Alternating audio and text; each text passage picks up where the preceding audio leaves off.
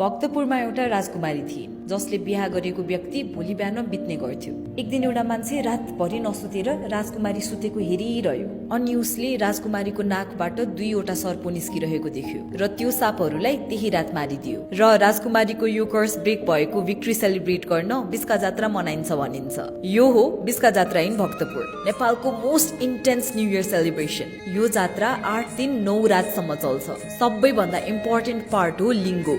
यो ठूलो wooden pole हो जसलाई 8वटा डिरेक्सनबाट डोरीले तानेर ठड्याइन्छ। अब जब यो ढल्छ नि त्यो मोमेन्टले पुरानो वर्ष सकियो नयाँ वर्ष सुरु भयो भन्ने सिग्नल दिन्छ। अर्को मेन इभेन्ट हो रथ तान्ने। भैरव र भद्रकालीको रथहरूलाई तल्लो र माथिल्लो टोलको मान्छेहरूले अपोजिट डिरेक्सनमा तान्छन् अनि यो लिटरली टग अफ वार जस्तो हुन्छ।